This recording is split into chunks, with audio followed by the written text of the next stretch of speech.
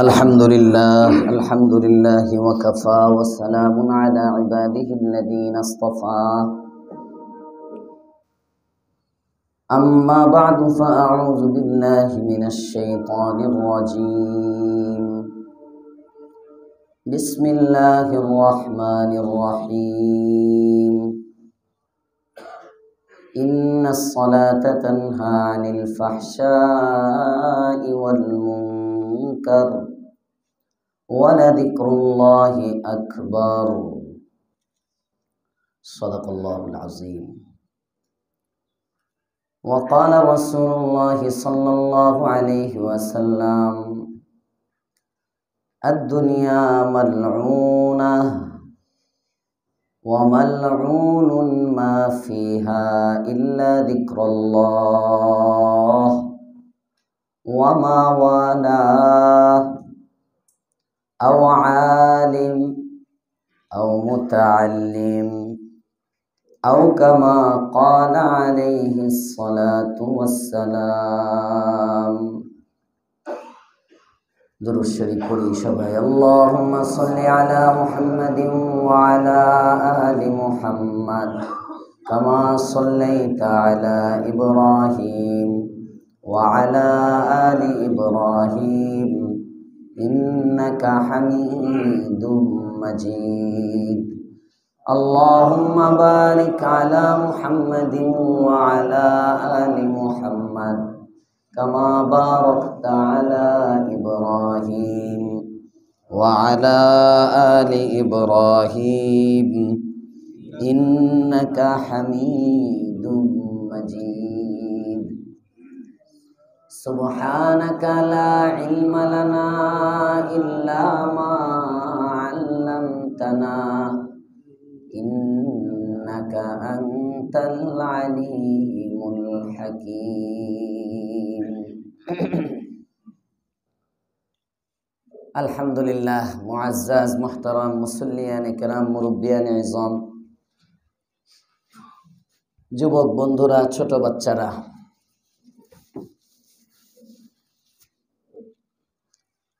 শুকরিয়া রব্বে করিমের দরবারে যার তৌফিকে সালাতুল জুমা আদায়ের উদ্দেশ্যে মসজিদে আসার সুযোগ পেয়েছি। কালিমাতুশ শুকর পড়ি আলহামদুলিল্লাহ।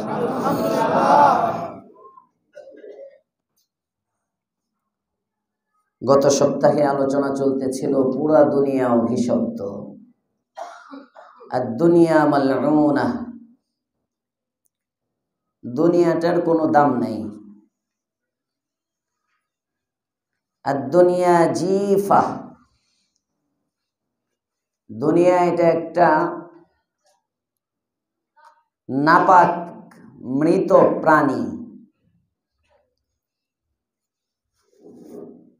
দেখবেন পৃথিবীতে যত নাপাক জিনিস আছে, নাপাক জিনিসগুলো কুকুরের টানাটানি করে, কুকুর নেই, নাপাক। পায়খানার পিছনে কুকুর দৌড়ায়,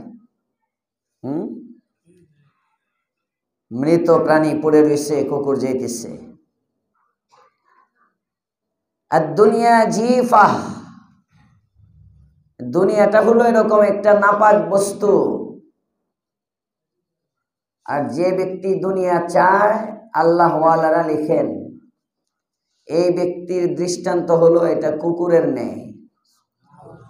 সুবহানাল্লাহ। তোর খাড়া করে মুদিরে দেখছেন, বলে সুবহানাল্লাহ বাইরে হইছে। এটা সুবহানাল্লাহর জায়গা না, জোরে নাউজুবিল্লাহ। পেস লেগে গেছে, পেস লাগে, এমন কিছু পেস মাঝে মাঝে বক্তার লেগে যায়, শ্রোতার তো লাগবেই। দুনিয়ার কোনো দাম নাই, হাইসিয়ত নাই, কোনো দাম নাই। একটা নাপাক কম দামি এই বস্তুটার জন্য মারামারি, কাটাকাটি, হানাহানি, ঘুম হারাম, আরাম নষ্ট, সব বাবা মার হক নষ্ট, আত্মীয় স্বজনের হক নষ্ট। কেন? দুনিয়া। কথা বলেন কেন? দুনিয়ার জন্য। এই দুনিয়ার জন্য আমাদের সকাল থেকে সন্ধ্যা পর্যন্ত মেহনত। দুনিয়া অথচ এই দুনিয়া ফানি। হযরতে খাজা ফরিদউদ্দিন আত্তার রহমতুল্লাহি আলাইহি উনি তো ওনার এক কিতাব লিখছেন ছোট্ট, এটা মাদ্রাসাগুলোতে পড়ানো হয় নিচের দিকের ক্লাসে, পান্দে নামা। বাকি কিতাবটা অনেক দামি, পড়ায় বাচ্চাদেরকে, মিজানের ছাত্র, দ্বিতীয় ক্লাসের ছাত্রদেরকে পড়ায়। কিন্তু কিতাবটা খুব দামি। আমরা যখন এই কিতাবটা পড়ি, আমাদেরকে যে উস্তাদ পড়াইছিলেন জামিয়া রহমানিয়ার মুহাদ্দিস মুফতি মিজানুর রহমান কাসেমি সাহেব, যশোর বাড়ি হজরতের, অনেক কিতাবও লিখছেন। হুজুর ক্লাসে প্রথম দিন এসে বলতেছেন যে এটা তো বাচ্চারা তোমরা কি বুঝবা, এটা তো পিএইচডি লেভেলের পড়ানোর মতো একটা কিতাব, উপরের বাচ্চাদেরকে। এই কিতাবটা দিল গড়ার কিতাব, আত্মা সংশোধনের কিতাব। ওখানে আছে জালে দুনিয়া চুআরু সারাস্তাস্ত দর্দ রোজে শওয়ে দেগার খাস্তাস্ত। দুনিয়াটা কি? দুনিয়াটা এমন একটা বস্তু, এটা কয়দিন পর পর স্বামী বদলায়, স্বামী স্বামী। বুঝতেছেন কথা? ঘুমাইতেছেন না তো? জালে দুনিয়া চুআরু সারাস্তাস্ত দর্দ রোজে শওয়ে দেগার খাস্তাস্ত। 2 দিন পর পর আরেকটা স্বামী চায়, অভিভাবক চায়। মানে ফরিদউদ্দিন আত্তার বুঝান দুনিয়া কারো হাতে থাকে না। কথা বলেন না কেন? এই যে দেশ 15 বছর একজনে চালাইছে, এখন নতুন সরকার চাইতেছে। কথা বলেন না কেন? নতুন সরকার চাইতেছে। অন্তর্বর্তীকালীন এক সরকার আসছে, এটারেও চাইতেছে না, আরেক সরকার চাইতেছে। এটা দুনিয়ার স্বভাব। সম্পত্তির মালিক এক সময় দাদা, এর কিছুদিন পরে সম্পদের মালিক বাবা, এর কিছুদিন পরে সম্পদের মালিক আপনার ছেলে। এক সময় ছিল আপনার দাদা, এক সময় আপনার বাবা, এখন বর্তমানে সম্পদের মালিক আছেন আপনি।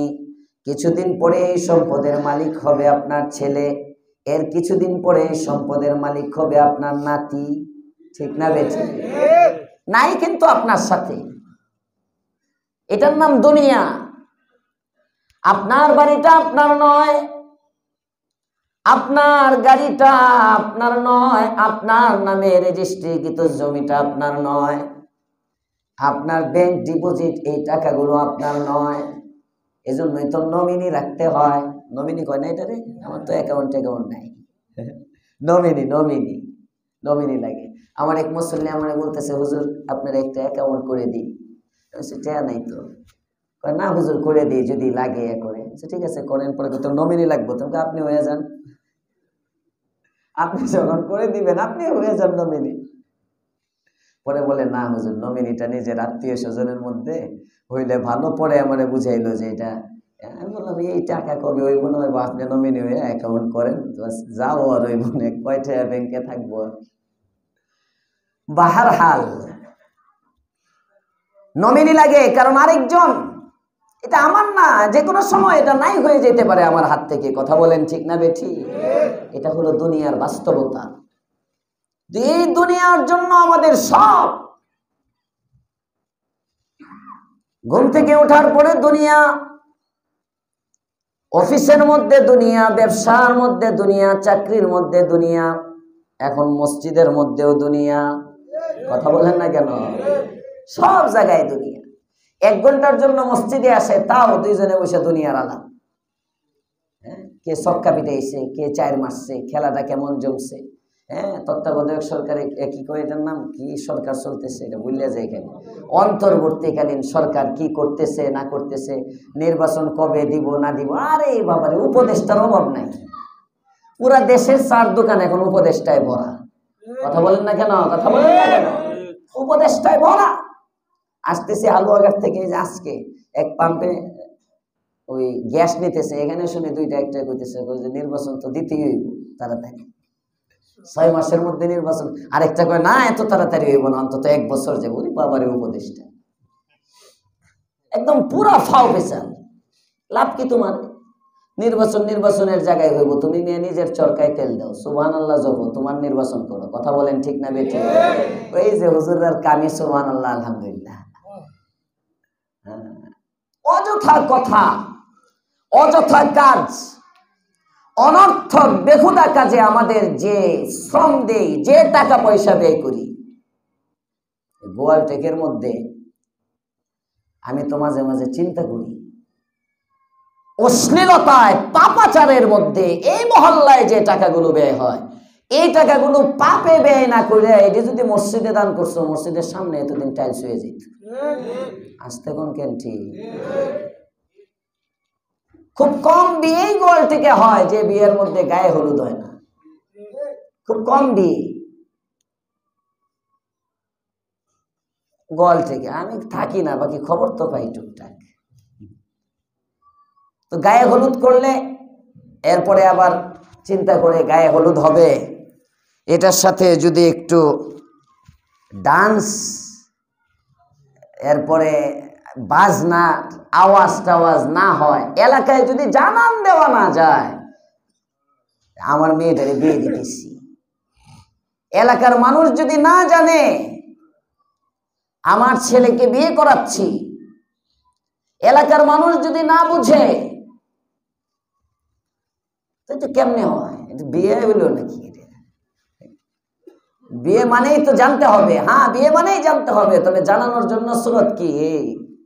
বাইরে বাইরে ডেক্স বাজানো, পুরো এলাকার মানুষের ঘুম হারাম করে, কেমন যেন এলাকায় যারা থাকে সব রোহিঙ্গা, এদের কোনো বাড়ি ঘর নাই, এদের কোনো অস্তিত্ব নাই। যারা যখন গান বাজায় তারা স্থানীয়, এটা যারাই করে, একক ব্যক্তিকে বলতেছে না, বাপটা এমন, তাদের কাছে পুরো এলাকা জিম্মি হয়ে যায়। বয়স্ক, ছোট্ট, নাবালেগ সব জিম্মি। কার কষ্ট হচ্ছে, কার কষ্ট হচ্ছে না, এটা দেখার কোনো লোক নাই, কেউ আওয়াজ উঠাইতে পারে না। কথা বলেন না কেন? কি হয়ে গেছে? কিসের জন্য এরকম? তার কারণ হলো আমাদের সব নজর হলো দুনিয়া। নজর সুয়ে দুনিয়া, কদম সুয়ে মারকাদ, এটাই কবি বলেন। নজর সুয়ে দুনিয়া, কদম সুয়ে মারকাদ, কিধর যা রহে হো, ক্যা কর রহে হো। দুনিয়ার মানুষ, তোমার নজর হলো দুনিয়ার দিকে, কিন্তু তোমার পা চলতেছে কবরের দিকে। কথা বলেন ঠিক না বেঠিক? দৃষ্টি তোমার নজরের দিকে, দৃষ্টি নজর হলো তোমার দুনিয়ার দিকে। আমি এই করব, এই হবে, এটার পরে এটা করব, এভাবে তুমি প্ল্যানিং করো, তোমার কাজ সাজাও। আল্লাহ পাক রব্বুল আলামিন বলেন, না বান্দা না, তুইও একটা মাস্টার প্ল্যান করিস, আমিও কিন্তু একটা প্ল্যানিং করি। দেখা যায় তোমার প্ল্যান নষ্ট হয়ে যায়, আমি রবের প্ল্যানটাই ঠিক হয়। আমি রব যা, এটাই বাস্তব হবে। নজর সুয়ে দুনিয়া, নজর তোমার দুনিয়ার দিকে, কদম সুয়ে মারকাদ, কদম হলো কবরের দিকে। কিন্তু যদি কদম যেদিকে, নজর সেদিকে হয়, তাহলে হোঁচট খায় না। ডানে তাকায় তাকায় সামনের দিকে হাঁটতেছেন, যাচ্ছেন পূর্ব দিকে, নজর আপনার দক্ষিণ দিকে। দক্ষিণ দিকে তাকায় যদি পূর্ব দিকে মানুষটা হাঁটে, তাহলে উষ্টা খাওয়ার সম্ভাবনা আছে। কিন্তু যেদিকে যায় ওদিকেই যদি দেখে দেখে চলে, উষ্টা খাওয়ার সম্ভাবনা নাই। ঠিক না বেঠিক? ঠিক হলে বলেন ঠিক, আর বেঠিক হলে জোরে বলবেন বেঠিক। কারণ এখন তো অন্তর্বর্তীকালীন সরকার না, সবাই স্বাধীন। এতদিন 10 বছর পর্যন্ত গোয়াল থেকে আপনারা সবাই জিম্মি ছিলেন আমার কাছে। আওয়ামী লীগরেও বলছি, বিএনপিরেও, কাউরে ছাইরা আবরুল হক ইউসুফি কথা বলে না, কোনো আওয়াজ হয় নাই। এখন নতুন নতুন 1-2 জন বাইরে এসে তারা নাকি আওয়াজ উঠায়, হুজুর মসজিদে রাজনীতি কথা বলে কেন? তোমার ঠ্যাং দিয়ে আমি ভাঙ গেলাম। তুমি চিনো আমারে? সাবধান করে দিতেছি। একেবারে মসজিদের সামনে আই না, মুসল্লি লাগবো না, আমি তোমার পায়ের হাঁটুর নিচের থেকে একেবারে টাকনো পর্যন্ত বাইরে পাগুলো ভেঙে দেবো একদম। বেত্তমিজ কাহেকার, আলেমকে সবক দিতে আসো, ভাইরাল করে দেবো তোমাদের পুরা এলাকায়, সাবধান করে দিলাম। আনজিলিন নাসা মানাজিলাহুম, যার যার স্তর ভেদে কথা বলতে হয়। হাদিসে আছে আল্লাহর পয়গম্বর বলছেন আনজিলিন নাসা মানাজিলাহুম, মানুষকে মানুষের জায়গা অনুপাতে মূল্যায়ন করো। যে যেখানে সে ওইটা নিয়ে কথা বলবে, যে যার যে কাজ। বুঝেন নাই? আমি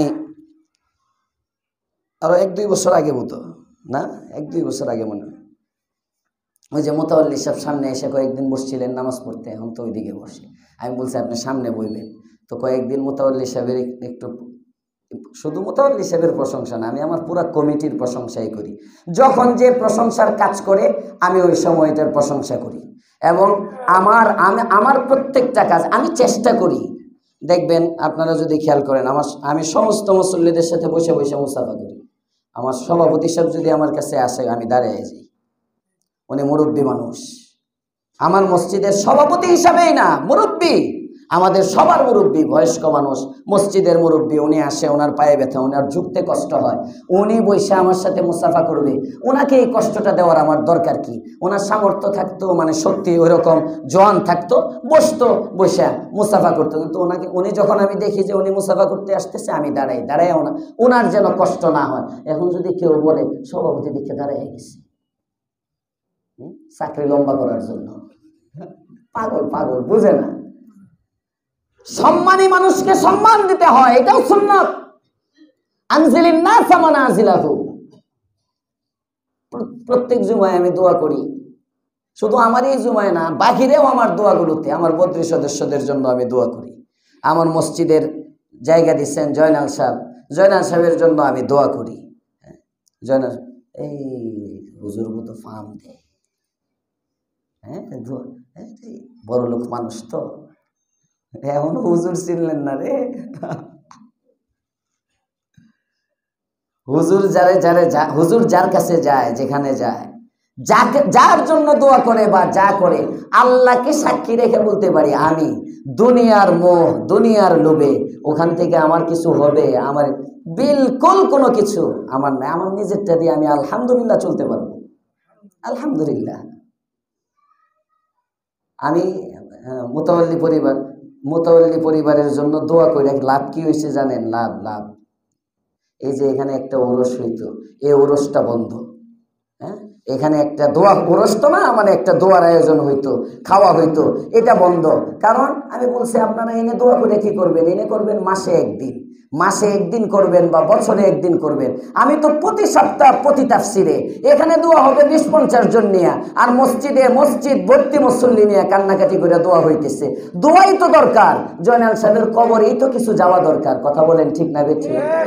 আবার হেঁটে চালু হইলে আমি এই দোয়া কত করে দেবো? সমস্যা কি? কথার কথা বলতেছি, উনি জায়গা দিয়ে গেছেন। তো আপনার যদি মনে হয় প্রতি সপ্তাহ জয়নাল সাহেবের জন্য দোয়া করলে কষ্ট লাগে, তো আপনিও 3 কাটা দেন, আপনার জন্য দোয়া করবো।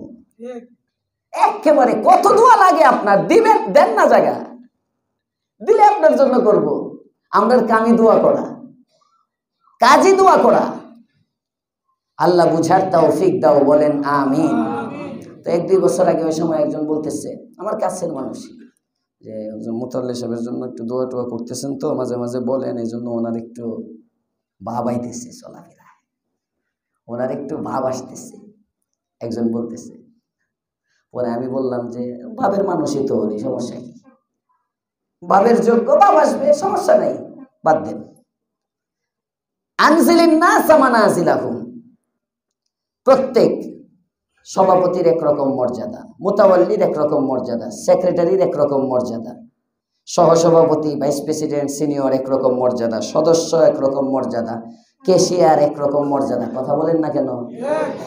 খতিব একরকম মর্যাদা, মুয়াজ্জিন একরকম মর্যাদা, ইমাম একরকম মর্যাদা, খাদেম একরকম। এই শ্রেণীবিন্যাস, পৃথিবীর প্রত্যেকটা কাজের মধ্যে শ্রেণীবিন্যাস আছে। আওয়ামী লীগের একটা মর্যাদা, বিএনপির একরকম মর্যাদা। কথা বল না কেন? তো রাজনৈতিক দলের মহাসচিবের একটা দায়িত্ব, দলীয় মহাসচিবের এক দায়িত্ব, দলীয় প্রধানের এক দায়িত্ব, চেয়ারপারসনের এক দায়িত্ব, এমপির এক দায়িত্ব, কাউন্সিলরের এক দায়িত্ব। ওখানে যেমন পদের মধ্যে শ্রেণীবিন্যাস আছে, দায়িত্বের মধ্যেও শ্রেণীবিন্যাস আছে। তুমি রাজনীতি নিয়ে কথা বলবা, তুমি রাজনীতি করো, কোরআন পড়ো নাই, এই অধিকার তোমার নাই যে তুমি বলবা কোরআনে কোনো রাজনীতি নাই। কথা বলেন না কেন? আমাদের বিএনপির নতুন মহাসচিব, আরে নতুন বললাম এই জন্য 20 বছর পরে মাঠ পাইছে তো, 17 বছরের মাথায় এখন মাঠ পায়া হুঁশ নাই। ওবায়দুল কাদের সাহেবের যেমন বেহুশ হয়ে গেছিল, এত বেহুশ হয়েছে 15 বছর পরে, আর উনি আগেই বেহুশ হয়ে গেছে ক্ষমতায় যাওয়ার। এখনই বলতে শুরু করছে কোরআন রাজনীতি এক না। কোরআনের মধ্যে রাজনীতি খুঁজে পাইবো কেমন? তো সূরা ফাতিহা পড়তে জানে না। আস্তে কোন কেন, জোরে কোন ঠিক। মাইন্ড এমন তৈরি করেন, কিসের বিএনপি, কিসের আওয়ামী লীগ, ইসলাম বাদ দিয়ে কোরআনে তার জায়গা বাংলাদেশে নাই। আগে ইসলাম। আমি আওয়ামী লীগকে ভোট দিব যদি আওয়ামী লীগ ইসলামের কথা নিয়ে আসে, আবারও তাদেরকে ক্ষমতায় আনবো যদি আওয়ামী লীগ ইসলামের পক্ষে হয়। কথা বলেন ঠিক না? যদি বিএনপি ইসলামের পক্ষে কথা বলে, বিএনপি আসবে, যার দ্বারা ইসলামের কাজ হবে, আমার ভোট সে পাবে। ইসলাম বাদ দিয়ে কিসের ভোট? ইসলাম বাদ দিয়ে কিসের ভালোবাসা? ঈমান আমল ছেড়ে কোরআন সুন্নাহর বিরুদ্ধে কথা বলবে, সে কিসের নেতা? আল্লাহ হেদায়েত দান করো, বলেন আমিন। মুহতারাম হাজিরিন, যে কথা বলতেছিলাম, শ্রেণী বিন্যাস আছে না নাই? সবার কিছু দায়িত্ব আছে। ওই দায়িত্ব অনুযায়ী কথা বলতে হয়। যার যে দায়িত্ব, ওই দায়িত্ব নিয়ে কথা বলবে, ব্যাস। এখন অনেকে মনে করে মসজিদ তো হুজুর কোরআন হাদিসের কথা কইব, খালি নামাজের কথা, রোজার কথা। আপনার তো রাজনীতি দায়িত্ব না। আপনি রাজনীতি করলেন যে তুই বুঝোস বেটা, রাজনীতি কোনটারে কয়? রাজনীতি বুঝে না কাকে বলে। এজন্য হুজুররা যেটা বলে সবগুলো কোরআন থেকে বলে। উম্মতের ঈমান বাঁচানো, উম্মতের আমল বাঁচানো, এটাই মেম্বারওয়ালাদের দায়িত্ব। আমাদের একটাই কাজ, উম্মত যেন জাহান্নামী না হয়। যে ব্যক্তি বলবে, এই বিশ্বাস নেবে কোরআনের সাথে রাজনীতির কোনো সম্পর্ক নাই, তার ঈমান চলে যাবে, ঈমান চলে যাবে। 18 নম্বর পারায় আয়াত আছে, আল্লাযীনা ইম্মাক্কান্নাহুম ফিল আরদি আকামুস সালাহ ওয়া আতাউয যাকাহ ওয়া আমারু বিল মা'রুফি ওয়া নাহাউ আনিল মুনকার। আল্লাযীনা ইম্মাক্কান্নাহুম ফিল আরদ, যদি জমিনের মধ্যে তোমাকে কর্তৃত্ব দেওয়া হয়, যাদেরকে জমিনে কর্তৃত্ব দেওয়া হয়, মানে যাদেরকে রাষ্ট্র ক্ষমতা দেওয়া হয়, আল্লাযীনা ইম্মাক্কান্নাহুম ফিল আরদ, তারা যেন রাষ্ট্র ক্ষমতা পেয়ে 4টা কাজ করে। রাষ্ট্র কিভাবে পরিচালনা করবে, রাষ্ট্র ক্ষমতা পেয়ে কাজ কি করবে, আল্লাহ তাআলা নিজে শিখাইয়া দিয়েছেন। জোরে কোন সুবহানাল্লাহ। রাজনীতি শিখাইছেন কে? আরো আসতে মামলা হয়ে যাইব, আরো আসতে কোন। জোরে বলেন, রাজনীতি শিখাইছেন কে? আল্লাহ শিখাইছেন। কুলিল্লাহুম্মা মালিকাল মুলকি তুতিল মুলকা মান তাশা। আল্লাহ তাআলা বলেন, এই রাজত্বের মালিক আমি, আমি যাকে চাই রাজত্ব দিই। রাজনীতি করতেন কে? কোরআনের মধ্যে রাজনীতি নাই তো তুমি কোথায় রাজনীতি তালাশ করো? কোথায় যে এই গ্রামবামদের কাছে কেউ আমেরিকায় নীতি তালাশ করায়, আর কেউ ভারতে নীতি তালাশ করে। কথা বলেন ঠিক না? যে কারণে উম্মতের 12টা বেজে যেতেছে। কোরআনই নীতি যদি তালাশ করত, কোরআন অনুযায়ী যদি দেশ পরিচালনা হতো, তাহলে সবাই সুখী হইতাম, কেউ না খেয়ে থাকতো না, কেউ শীতে কষ্ট করত না, একজন মানুষ রাস্তার মধ্যে শুয়ে শীতের মধ্যে রাত কাটাইতে হইতো না, একজনেও। কোরআন যদি থাকতো, কোরআনই শাসন যদি হতো, তাহলে এই শীতের রাতে শহীদ মিনারে যে, শাহবাগ চত্বরে যে, রাস্তার পাশে কারো শুইতেও হতো না, আর এই শীতের মধ্যে ঠান্ডা পানিও দেওয়া লাগতো না। বুঝেন নাই? এই সব অশান্তির মূলে গিয়ে হলো আমরা কোরআন ছাড়ছি। দেখি রাজনীতি করতেছি, রাজনীতি না, এটা বাস্তবতা। হুজুর বুঝছি, এতক্ষণে আপনি জামাতে ইসলামে যোগ দিচ্ছেন। এতক্ষণ এটা আপনি খোলামেলা বললেই তো হয় আমরা সবাই জামাতে ইসলামে, না জামাতে ইসলামেও না। আমি কোন দলের কথা বলতেছি না, আমি বলতে চাচ্ছি যে ব্যক্তি দেখেন, দলের নাম দেখা দরকার নাই, দলীয় প্রধান দেখা দরকার নাই, আপনার এলাকায় যে আছে ওই ব্যক্তি দেখেন, ওই ব্যক্তির নীতি দেখেন, সে যদি ভালো হয়, লোক যদি কোরআন সুন্নাহর পক্ষে হয়, বাস তাকে আপনি নেতা হিসেবে গ্রহণ করেন। ঠিক বললাম না? ঠিক বললাম? পারবো ইনশাআল্লাহ? আল্লাহ তৌফিক দান করুক, বলেন আমিন। এটা তো আমার সাবজেক্ট না, এখানে গেলাম যে 10 বছর পর্যন্ত কথা বলি, হ্যাঁ, জিম্মি করে রাখছি আপনাদেরকে স্বৈরাচারের মতো, কেউ আওয়াজ উঠাইতে পারে নাই। আর এখন 10 বছর পরে 2-1 জায়গায় গুঞ্জন শোনা যায়, হুজুর রাজনীতি করে মসজিদে, তোমার ঠ্যাং দিয়ে আমি বাইন গেলাম। দেখবা রাজনীতি কেমনে হুজুর করে। আল্লাহ হেদায়েত দান করো, বলেন আমিন। এজন্য হেদায়েতের নিয়তে ভালো কথাগুলোকে নিতে শিখবেন, ডরাইবেন না। ডরে কি আছে? আমি ডরাই না, আপনি ডরাই কি? এই সব কিছুর মূলে দুনিয়ার মোহ, দুনিয়ার মোহ। এই যে কথা বলতেছে কোরআনে রাজনীতি নাই, তার কারণ হলো চিন্তা করতেছে বাংলাদেশে ইসলামের একটা জোয়ার দেখা যাইতেছে। কথা বলেন না কেন? চতুর্দিকে দেখা যায়, বাহ্যিকভাবে মনে না জানি জায়গা, কারণ আওয়ামী লীগ নাই এখন আন্ডারগ্রাউন্ডে, না জানি ইসলামিক দল চলে যায়, না জানি এই একটা আতঙ্কে, মানে খাই পার্টির সদস্য যারা, আমি কোনো দলের নাম বলি না, খাই পার্টির সদস্য যারা একেবারে অস্থির আর পাগল হয়ে যাইতেছে। মৌলবী যদি যায় তো গেল সব। এই জন্য এখন উনি মৌলবীদেরকে কালারিং করার জন্য, উলামাদেরকে কালারিং করার জন্য বিভিন্ন কারো মাধ্যমে ব্যবহার হইতেছে। আল্লাহ একে হেদায়েত দিয়ে দেখ, বলেন আমিন। সঠিক পথে চালাক, বলেন আমিন। দোয়া করবেন দেশের কর্ণধারদের। যখন আমরা তো জীবনে কাউন্সিলর হইতাম না, আমাদের কাজ হলো দোয়া করা, আমাদের দেশটা যেন ভালো চলে, আমরা ভালোভাবে থাকতে চাই। কথা বলেন ঠিক না বেঠিক? এই সব কিছু কেন করে? এত অস্থিরতা, এত কিছু মূলে গিয়া দুনিয়া। তাড়াতাড়ি ক্ষমতা পাবো, তাড়াতাড়ি চুরি করতে পারবো, তাড়াতাড়ি ক্ষমতায় যাব, তাড়াতাড়ি গম চুরি, ইট চুরি, টেন্ডার পাস, সব খাওয়া, এত বছরের ক্ষুধার্ত, তাড়াতাড়ি ক্ষুধা পূরণ করতে পারবো। টার্গেট এটা, জনগণের সেবার জন্য এত উন্মুখ না, এত দরদি শাসক জনগণের সেবার জন্য বাংলাদেশে বহুদেরই। আল্লাহ বুঝার তৌফিক দাও, বলেন আমিন। এজন্য আমি যে আমার আজকের যত গুনাহ পৃথিবীতে, সব গুনাহের মূলে গিয়ে হলো দুনিয়া। এটা আমি বলতেছি না, রাসূল বলে গেছেন, হুব্বুদ দুনিয়া রাসু কুল্লি খতিআহ। দুনিয়ার ভালোবাসা সমস্ত গুনাহের মূল। সব গুনাহ, এই যে শুক্রবার দিন মসজিদে আজানের পরে বাসায় বসে থাকা, গুনাহ না সওয়াব? আসতে বলেন কেন? জোরে বলেন, গুনাহ না সওয়াব? গুনাহ। হুজুর আপনি খুব ভালো মানুষ, আজান পিছাই দিছেন, যে কারণে আমরা এখন দেরি করে আসলে আমাদের গুনাহ হয় না। ঢাকা শহরে এক মসজিদের আজান পিছাইলে যদি গুনাহ থেকে বেঁচে যায়, এটাও কিয়ামতের আলামত। কারণ এত ঘন ঘন মসজিদ, কোন না কোন মসজিদের আজান আপনার কানে যাবে। কথা বলেন ঠিক না বেঠিক? এজন্য আমি মাসআলা বলছিলাম, আমি একটু মানে চেষ্টা করতেছি, আমার দেখা দেখি আশপাশে আরো 1-2টা মসজিদ যদি এমন হয়ে যায়, তখন আপনার এই এলাকার, আপনার আল্লাহ তাআলা কোরআনে বলছেন, ইদা নুদিয়া লিস-সালাহ মিন ইয়াউমিল জুমআ ফাসআউ ইলা যিকরিল্লাহ। জুমার আজান তোমার কানে যখন আসবে, তুমি জুমার জন্য বের হয়ে যাও। আস্তে কোন সুবহানাল্লাহ বলে নাই যে এটা গোয়াল থেকে আজানটা দিলে তারপরে আইসো। আয়াতের মধ্যে এটা আছে নাকি?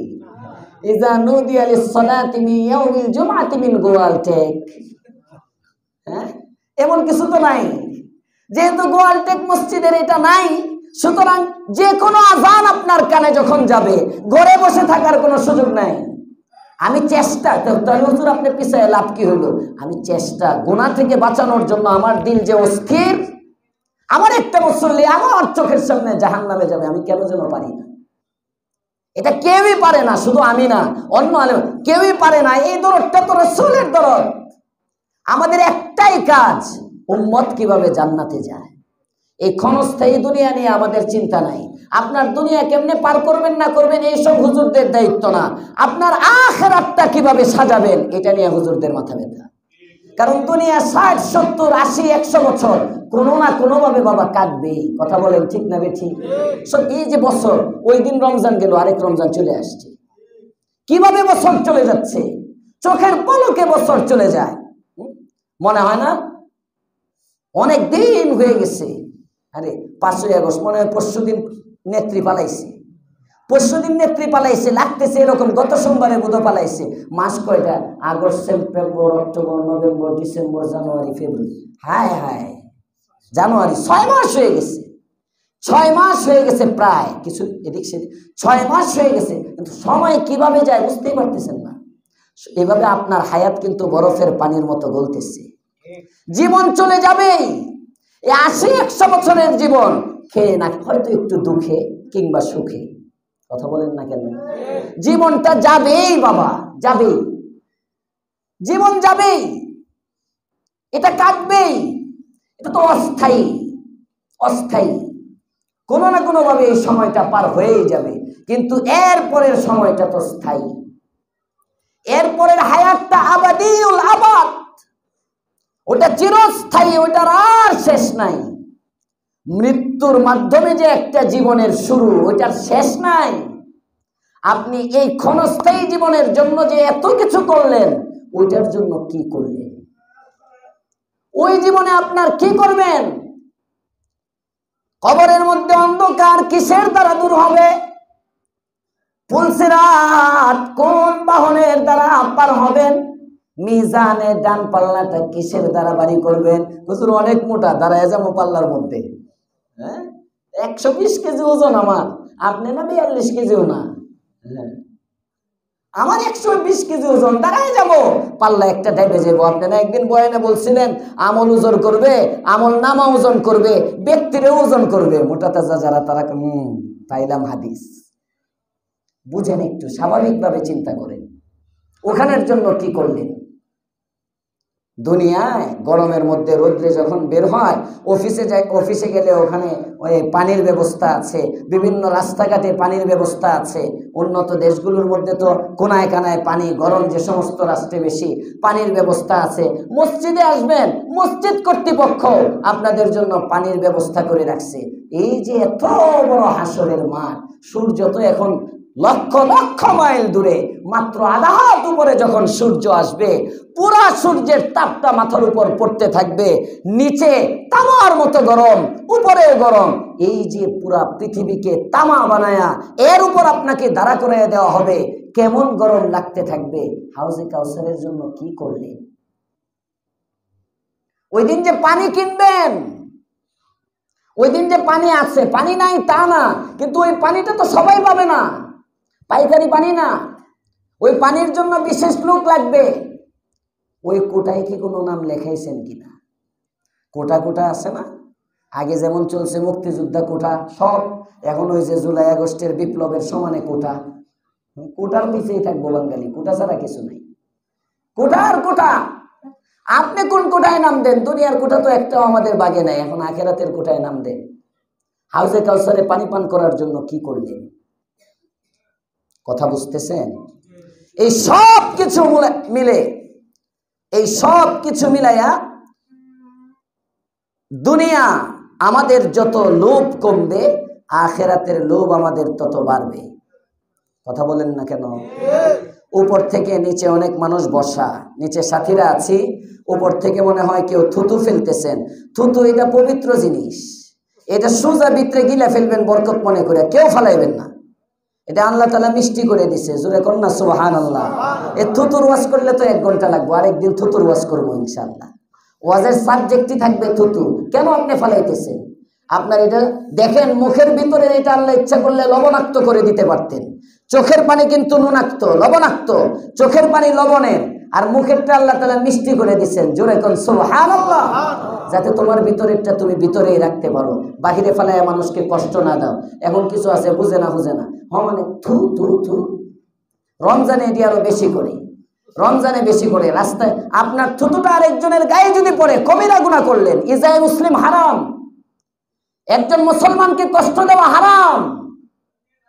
এটা থুতুর মাধ্যমে হোক, এটা গান বাজায় হোক, কথা কয় না।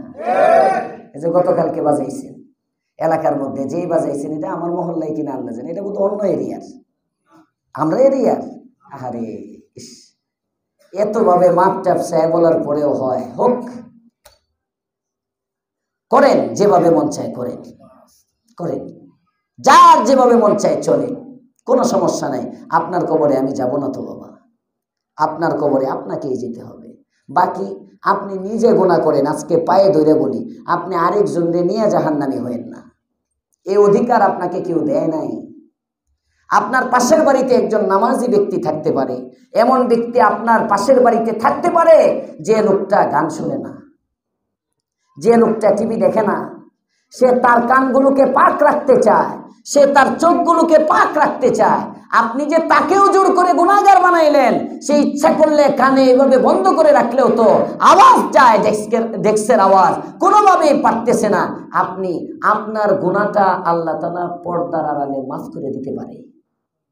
কথার কথা, আল্লাহ তাআলা অনেক রহমান। আমি বলি না আপনাকে মাফ করবে না, আপনিও যদি মাফ চাওয়ার মতো চান, আল্লাহ আপনাকে মাফ করে দিবে। বুখারীর হাদিস, আল্লাহর পয়গম্বর বলেন, কিয়ামতের দিন এক গুনাহগারকে আল্লাহ ডাকবে, ডেকে বলবে, এই আমলনামা দেখ।